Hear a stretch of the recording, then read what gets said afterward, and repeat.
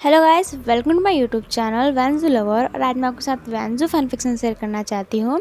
इस fan fiction का नाम है मजबूरियत आपकी प्यार की। तो बिना किसी बकवास के एक वीडियो स्टार्ट करते हैं। कहानी स्टार्ट होती है एक सुनसान जगह पे, जहाँ पे 10-15 आदमी खड़े थे। एक आदमी को कुर्सी पे बांधा गया था। उस आदमी को बहुत सी चोटें आई थी। अचानक से एक आवाज़ आती है जो बोलती है उसे जगाओ। तभी उन आदमियों में से एक आदमी निकलता है, उस बंधे हुए आदमी के पास जाता है और उसके मुंह पे पानी फेंकता है। उस बंधे हुए आदमी को धीरे धीरे होश आता है। उस आदमी को होश आने के बाद वो अपने आसपास देखता है और वो देखता है कि उसके आसपास बहुत सारे आदमी खड़े थे। सबने काले कलर के कपड़े पहने हुए थे, बस उस सामने वाले आदमी ने ही थोड़े अलग कपड़े पहने हुए थे। उस आदमी ने ब्लू कोट पहने थे और उस कोट के अंदर उसने गोल्डन प्रिंटेड शर्ट पहने थे और नीचे ब्लू पैंट और एक ब्लैक शूज़ पहने हुए थे। वो आदमी कुर्सी पे बैठा था पर उसके दोनों पाँव टेबल पे थे। टेबल पे एक शराब से भरी गिलास थी और उसके ठीक पास में एक हथौड़ा था। उस सामने वाले आदमी को देख के बंधा हुआ आदमी डर जाता है और घबराते हुए कहता है, मुझे माफ़ करे सर जाओ। फिर जाओ कहता है, नहीं नहीं, माफ़ी की क्या ज़रूरत है। वो इतने प्यार से कहता है जैसे कुछ हुआ ही ना हो। फिर वो कहता है, तुमने अपना काम किया, अब मैं अपना काम करूँगा।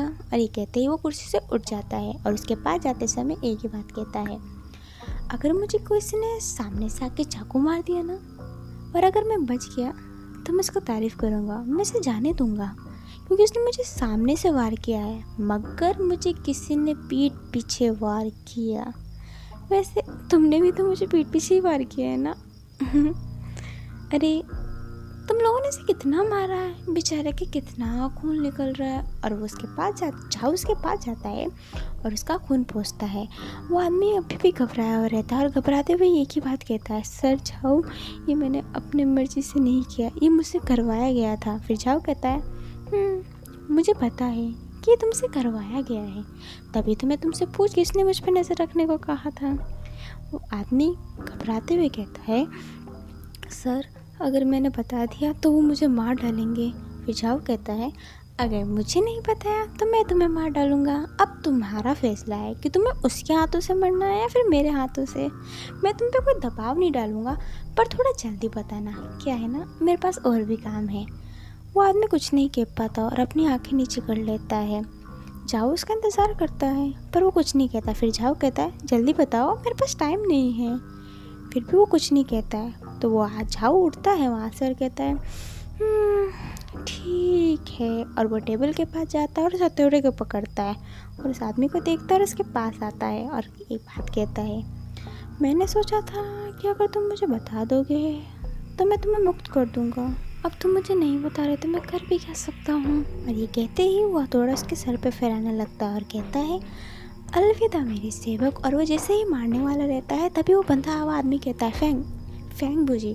सर मुझे ये काम फेंग बुझी ने करने को कहा था। फिर जाओ कहता है, वो फेंग बुझी, वो छोटा सा चोर, वो मुझ पर नज़र रखने को क्यों कहेगा। कहीं तुम झूठ तो नहीं बोल रहे ताकि मैं तुम्हें मारूं भी ना। बोलो। वो बोलता है, सर मैं आपसे झूठ नहीं बोल रहा, सच्ची में मुझे फेंग बुझी ने ही कहा था।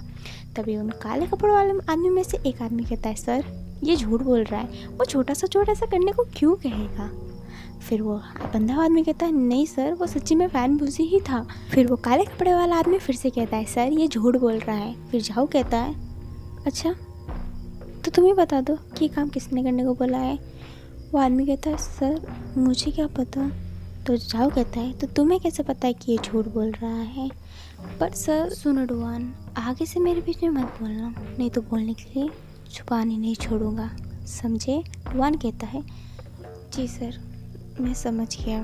फिर जाओ उस बंधे हुए आदमी से कहता है, तुम्हें पूरा यकीन है कि वो फैन बुझी ही था। फिर बंधा हुआ आदमी कहता है, हाँ सर मुझे पूरा यकीन है कि वो फैन बुझी ही था। फिर जाओ कहता है, तो ठीक है मैं तुम्हें मुक्त कर देता हूँ। और ये कहते ही वो हथौड़ा उसके सर पे मार देता है। हथौड़ा मारने की वजह से झाऊ जीसू के चेहरे पे हल्का सा खून लग जाता है।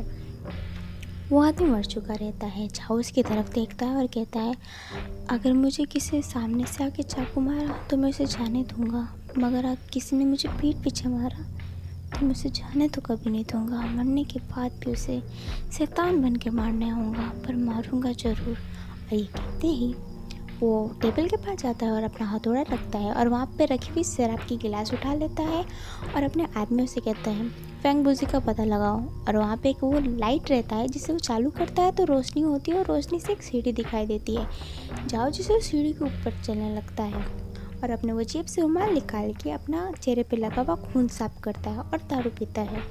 वो एक आलीशान शिप में था। वो शिप के आगे वाले पोर्शन में खड़ा हो जाता है। तभी एक आदमी आता है और कहता है सर जाओ आपको पूरा एक बुजी नहीं किया है। जाओ कहता है ये काम फैन बुजी नहीं किया है पर उससे ये करवाया गया है। वो दूसरा आदमी पूछता है सर ये किसने करवाया होगा। जाओ कहता है कोई ऐसा जो खुल के सामने नहीं आना चाहता है। सांग्यांग फैन बुजी का पता चला। फिर सांग्यांग कहता है हमारे आदमी कुछ देर में पहुंचते होंगे सर। फिर जाओ कहता है ठीक है अब तुम जा सकते हो। सांग्यांग जाओ जिसू का सबसे ईमानदार आदमी है। वो जाओ जिसू के साथ जब से जाओ जिसू ने काम स्टार्ट किया है। जाओ जिसू ने अपना ये काम 16 साल की उम्र से ही कर दिया था जब से उसके बाबा का देहांत हुआ था। जाओ जिसू बहुत बड़ा बिजनेसमैन है। वो बिजनेसमैन की लिस्ट में टॉप 2 पे आता है। उसके लाइफ में सिर्फ 3 ही लोग इम्पोर्टेंट हैं। फर्स्ट में आता है उसका छोटा भाई किन जीजुआन। और गाइस अगर मैंने नाम गलत बोला हो तो मुझे माफ़ कर लीजिएगा क्योंकि चाइनीज़ नाम थोड़ा सा लेने में मुश्किल होता है क्योंकि उनके नाम ये तो नहीं होते ना राम लखन शाम मोहन बाबूराम मतलब सॉरी मैं बहुत बकवास करती हूँ। फिर गाने पे स्टोरी पढ़ते हैं हाँ पर अगर मैंने नाम गलत बोला हो तो माफ़ कीजिएगा क्योंकि मैं नहीं बोल पाती सही। और गाने स्टार्ट करते हैं और दूसरे और तीसरे नंबर पर आते हैं उनके 2 प्यारे दोस्त ये बाई और जिंग युआन। एक और इंसान है जिसका जाओ जिसू रिस्पेक्ट करता है क्योंकि उसके माँ बाप मरने के बाद उसने ही उसे बिजनेसमैन बनने के लिए मोटिवेट किया मतलब उसका हमेशा साथ दिया है। राजकुमार जी अब कहानी शिफ्ट होती है दूसरी जगह पे जहाँ पे एक आदमी रो रो के बोल रहा होता है। उससे पता चल गया कि मैंने उस पर नज़र रखने को कहा था। वो आदमी फैन बुजी था और वो किसी से बात कर रहा था पर अंधेरा होने के कारण वो ढंग से दिखाई नहीं दे रहा था। वो दूसरा आदमी बहुत प्यारी आवाज़ से कहता है शांत हो जाओ मेरे दोस्त मैं हूँ ना मैं कुछ नहीं होने दूँगा। तभी वो घबराया हुआ रहता है और कहता है नहीं वो मुझे मार डालेगा।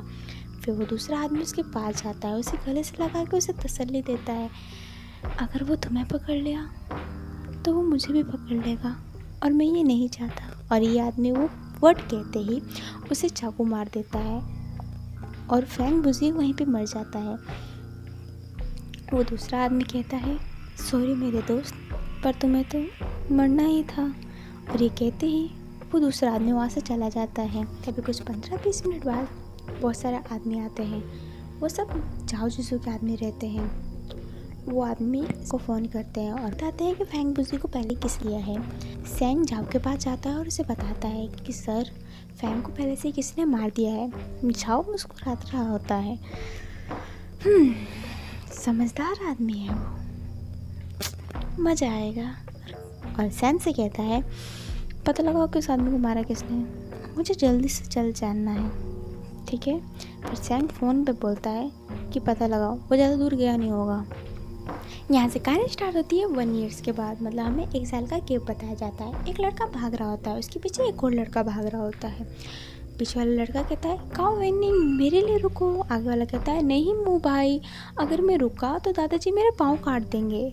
मुँह कहता है मेरे लिए रुको वेनिंग। पर वेनिंग कहता है नहीं भाई मैं नहीं रुक सकता और वो तेज़ी से भागने लगता है जिस वजह से वो एक लड़की से टकरा जाता है। वो लड़की गुस्से में कहती है तुम अंधे हो तुम्हें दिखाई नहीं देता मेरा सारा सम्मान गिरा दिया वैसे तुम नहीं हो। काओ वेनिंग उसके बाद वो कुछ सुन ही नहीं पा रहा होता है क्योंकि उसका सारा ध्यान उसके चेहरे पे ही होता है। वो लड़की गुस्से में बोलती है अब तुम अंधे के साथ बहरे भी हो क्या। काओ वेनिंग होश में आता है और कहता है नहीं नहीं मैं बहरा नहीं हूँ। फिर वो लड़की कहती है अच्छा तो तुम मेरे बात का जवाब क्यों नहीं दे रहे हो। फिर काओ वेनिंग कहता है तुमने मुझसे क्या पूछा। फिर वो लड़की कहती है अच्छा अब तुम बहरे तो थे ही अंधे भी हो अब भुलक्कर भी हो। तुम इस कॉलेज में यहाँ पे डॉक्टर बनने आए हो या फिर पैसेंट बनने आए हो। तुम यहाँ पे पैसेंट बन के थोड़ा आए हो तुम डॉक्टर बनना चाहते हो ना पर तुम्हें तो इतनी बीमारी है कि तुम्हें यहाँ पे डॉक्टर बनने की जगह पेशेंट बन जाना चाहिए। काउ बेनिंग का बचपन से सपना था कि वो एक डॉक्टर बनना चाहता था, पर उसके दादाजी चाहते थे कि वो बिजनेस में ही घुसे क्योंकि उसकी पूरी फैमिली बिजनेस में। वो लड़की कहती है ठीक है, मैं तुमसे वापस पूछ रही हूँ, तुम इस कॉलेज में नए हो? फिर काउ बेनिंग बोलता है हाँ। फिर वो लड़की कहती है तभी तुम्हें नहीं पता कि गुजियान से पंखा लेना कितना महंगा पड़ता है। तभी उस काउ बेनिंग का भाई उसके पीछे आ जाता है और कहता है बड़ी सुंदर लड़की, मेरा भाई ना ऐसा ही है, पर आप तो मुझे समझदार लग रहे हैं, क्या आप इसे माफ़ कर सकते हैं? फिर आसियांग अपनी तारीफ सुन के एकदम है ना गच पे चढ़ जाती है। वो कहती है और काउ बेनिंग को देख के कहती है कि तुम्हें इससे कुछ सीखना चाहिए। और काउ बेनिंग को मुंह बिगाड़ के और उसके भाई को एक प्यारी सी स्माइल दे के चली जाती है।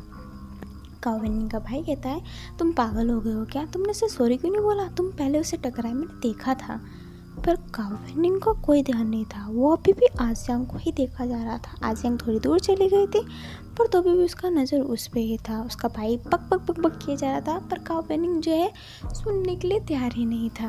तभी काउ बेनिंग देखता है कि गुजियान को कोई छेड़ रहा होता है। काउ बेनिंग अपने भाई से कहता है भाई हमें इसकी मदद करनी चाहिए ना। और ये कहते ही काउ बेनिंग वहाँ से निकल जाता है। वो काउ बेनिंग उस गंदे लड़के के पास पहुँचता उससे पहले वहाँ पे कोई और चला जाता है।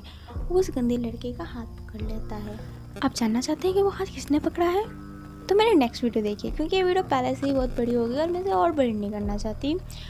और चैनल पर नए हैं तो सब्सक्राइब कर दीजिए। अगर वीडियो अच्छा लगे तो लाइक कर दीजिए। अगर इस वीडियो के बारे में आपको कुछ अच्छा लगे तो कमेंट करके ज़रूर बताइए, और ख़राब लगे तो भी कमेंट करके बताइए, क्योंकि अगर मुझे पता चलेगा कि मेरी गलती क्या है तो मैं उसे सुधारने की कोशिश करूँगी। तो प्लीज़ मुझे सपोर्ट कीजिए और मुझे थोड़ा समझाइए, इस पागल लड़की को समझाइए कि कैसे स्पेंड करती हूँ, क्योंकि मुझे पता नहीं है, मैं अपने मन की बातें बोलती रहती हूँ, ऐसे फालतू की बातें बोलती रहती हूँ जो मैं अभी बोल रही हूँ। इसलिए अच्छा मैं चुप हो जाती हूँ क्योंकि वीडियो पहले से ही बड़ी है और मुझे और बड़ी नहीं बनानी, इसलिए bye bye, see you and sayonara.